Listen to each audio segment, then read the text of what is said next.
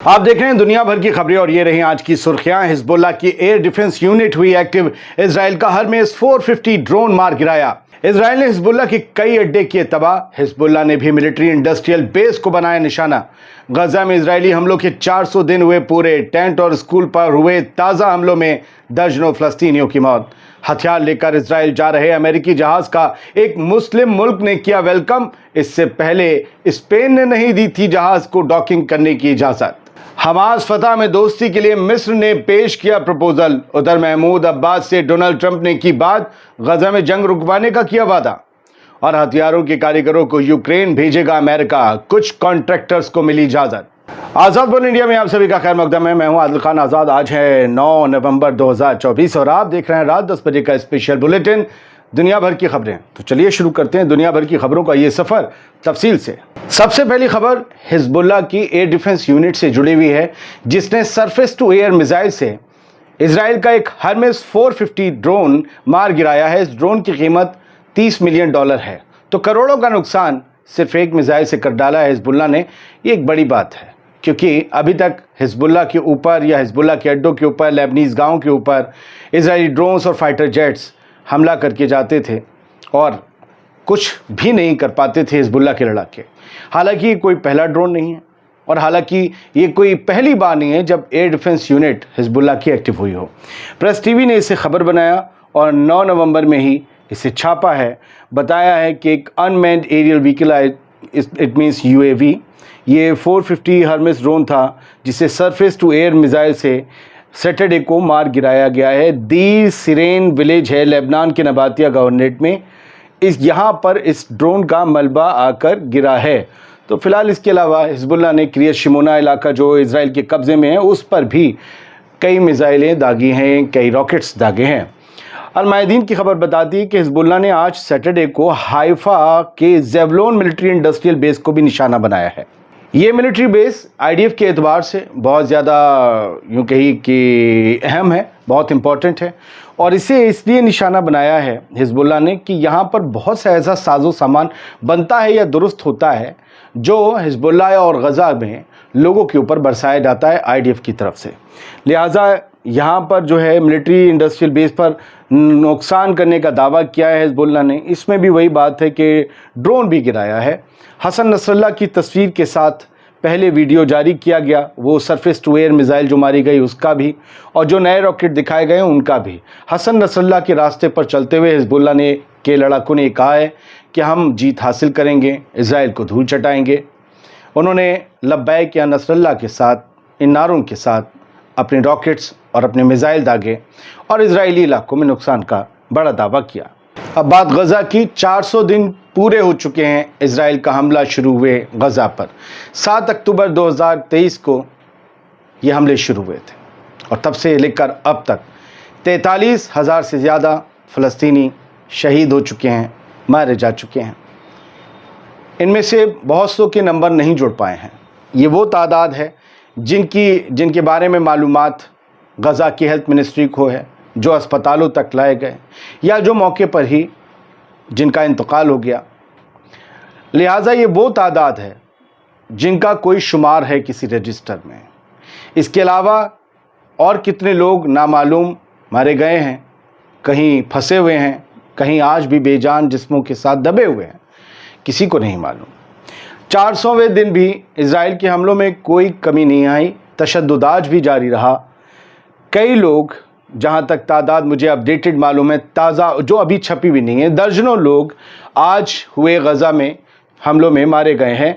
School पर भी बम गिराए हैं इजराइल ने। जो लोग बेघर लोग हैं, अपनी शेल्टर होम की तरह इस्तेमाल कर रहे थे, उन स्कूलों पर टेंट तंबू जो उन्होंने लगा रखे उन पर भी, टेंट पर भी बम गिराए गए हैं। इस तरीके से इजराइल ने बहादुरी दिखाते हुए आज भी औरतों बच्चों समेत कई फ़लस्तीनियों की जान ली है। प्रेस टीवी की ये खबर कहती है, जब तक इन्होंने लिखा कि 17 फ़लस्तीनी मारे गए गजा स्ट्रिप में, लोगों पर बमबारी खान यूनिस में हुई। इसके बाद मैं आपको अगर दिखाऊं, कुछ न्यूज़ नेटवर्क ने जो प्लेट शेयर की, आप सिर्फ प्लेट देख रहे हैं, कि इजराइल ने टेंट पर अल अक्सा हॉस्पिटल के कंपाउंड में बम गिराए हैं। ये अल अक्सा हॉस्पिटल के कंपाउंड होता है, कोई पार्किंग एरिया होता है, कोई गार्डन होता है अस्पताल के अंदर, वहाँ लोग अपने तंबू कनात लगा के रह रहे थे। मैंने वीडियो देखा तो मैं क्या बताऊँ मेरी क्या कैफियत होती है। बहुत से लोग आप में से देख लेते हैं, बहुत से लोग कभी नहीं देख पाते। तो बस आप तासुरात से अंदाज़ा लगा लीजिए कि हम लोग क्या देखते हैं। हम एक साल से एक एक पल क्या क्या देख रहे हैं। वो लोग झेल रहे हैं, बर्दाश्त कर रहे हैं, हम देख रहे हैं।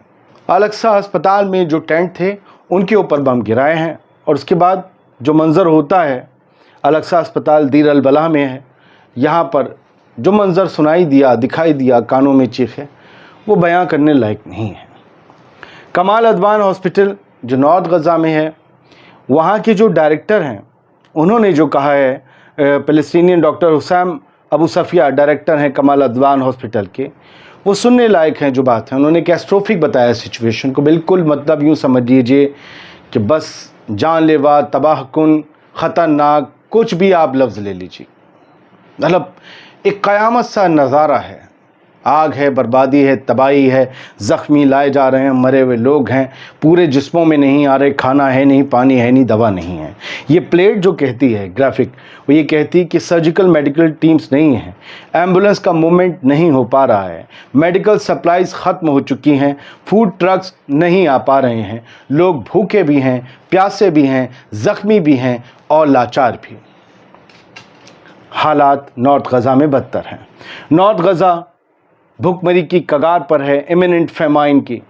ये अलमायदीन की खबर भी कहती, मैं बार बार आपको ये खबर बताता रहूँगा जब जब छपती रहेगी, ताकि आप समझ लें कि पूरी गज़ा पट्टी में तो हालात हैं ही तबाहकुन, लेकिन नॉर्थ गज़ा का हाल सबसे ख़तरनाक है। और याद रखिएगा, नॉर्थ गज़ा पर कब्ज़े का प्लान है इसराइल का, ये बार बार कहा जा रहा है। अमेरिका ने भी उससे सफाई मांगी, कहता नहीं, तो फिर कहते छोड़ दो, तो नहीं छोड़ेंगे।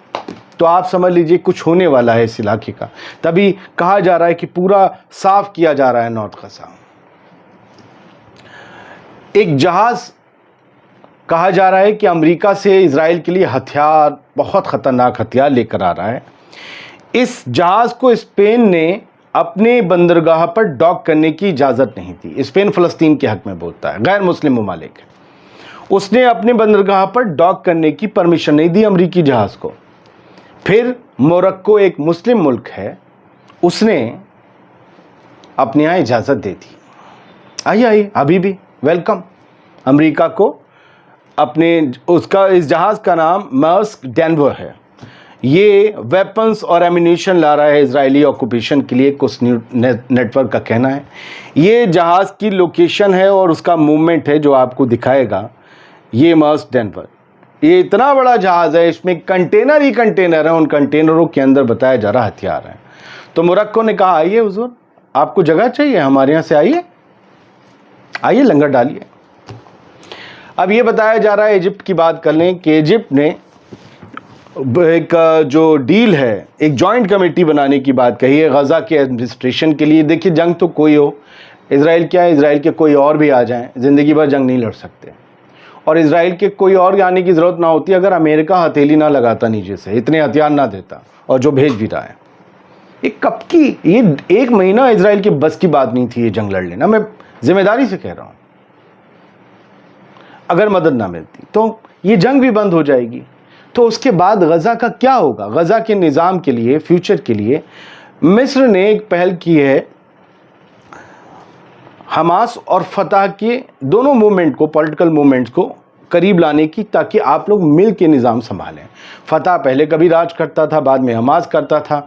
हमास को टोटल दे नहीं सकते पावर। फिर ये होगा कि तुमने गज़ा में ऑपरेशन क्यों चलाया जब सब अफ़गानिस्तान की तरह तालिबान को ही हाथों में सौंप देना था। वहाँ से भी भागे, यहाँ से भी भागे, पापा भी भागे, भतीजा, चाचा भी भागे, भतीजा भी भाग गया। तो ये नहीं देंगे, इसलिए हो रहा है कि बीच में फतह को भी रखो ताकि स्मूथ रहे मामला। तो अब खालिद मशाल का ये चेहरा आप देख रहे हैं हमास के सीनियर लीडर्स में। बहुत मुमकिन है कि याह्या सिनवार के मारे जाने के बाद ये चीफ चुन लिए जाएँ। मैं 9 नवंबर में बात कर रहा हूँ, लेकिन अभी तक हमास का चीफ नहीं। और दूसरी तरफ आपको पता है अब महमूद अब्बास हैं जो फ़लस्तीनियन अथॉरिटी के चीफ हैं और राष्ट्रपति हैं उधर के। तो इन दोनों को प्रपोज़ल भेजा गया है ताकि ये लोग, और इस गज़ा एडमिनिस्ट्रेशन कमेटी इसका नाम होगा, GAC, इसके लिए, और ताकि वहाँ पर सिविल अफेयर्स के काम को ये देख सकें दोनों लोग, और जो किस मामले में ज़्यादा होगा, रिकंस्ट्रक्शन और रिलीफ के मामले में लोगों को राहत और मदद पहुँचाने और वापस तामीर नौ की जो एक कोशिश होगी गज़ा की, फिर से उसे तामीर, फिर से उसे बहाल और खुशहाल करने की, बिल्डिंग्स खड़ी करने के जो काम होंगे उसमें फ़तह और हमास मिलकर काम कर सके, इसका एक प्रपोज़ल दिया गया है एक जॉइंट कमेटी बनाने का। महमूद अब्बास से कुछ न्यूज़ नेटवर्क का दावा है, ये आप वफा के हवाले से खबर इन्होंने छापी है, वफा एजेंसी के, आप ग्राफिक प्लेट देखिए।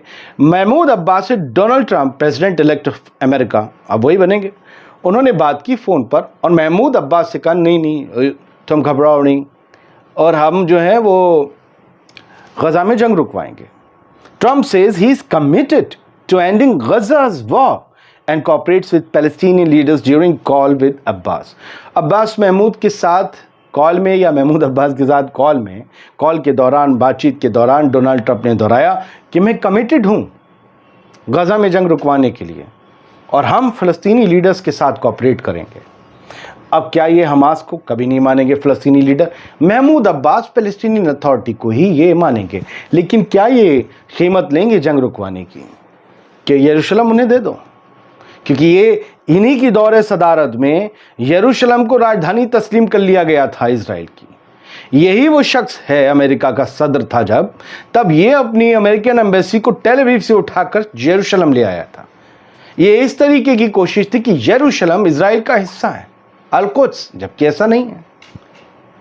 ये यूएन सबको मारते नहीं, इज़राइल इनके लिए सब कुछ है। खैर, अभी मुझे बहुत लोग दामाद के बारे में सब पता है सर, हर चीज़ बोली नहीं जाती, उनका दामाद कौन है सब पता है।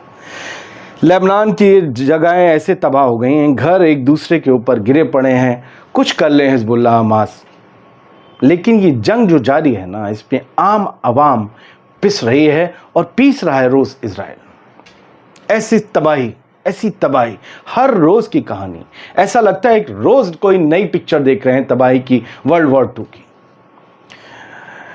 ऐसा नहीं है कि इज़राइल जहाँ इन जगह पर हमले कर रहा है, अभी देखिए इन्होंने उठाकर जो है वो सीरिया के अलेप्पो और इदलिब में भी हमले किए आज सुबह के करीब, और वहाँ पर जो है काफ़ी लोगों की मिलिट्री कैजुअल्टीज़ हैं, काफ़ी लोग सोल्जर्स जो हैं सीरिया के वजह ज़ख्मी हुए हैं, ये कहा गया है। अब वो सीरिया की मिलिट्री अगर ज़ख्मी हुई है तो वो कब बदला लेगी इनसे ये नहीं पता है, वहाँ की रेजिस्टेंस मूवमेंट तो इनके ऊपर रॉकेट दागते हैं। खैर, ईरान ने उन तमाम इल्ज़ामों को डिसमिस कर दिया है जिसमें ये कहा गया था कि ईरान की तरफ से एक साजिश अंजाम दी गई थी डोनाल्ड ट्रंप के कत्ल की इलेक्शन से पहले।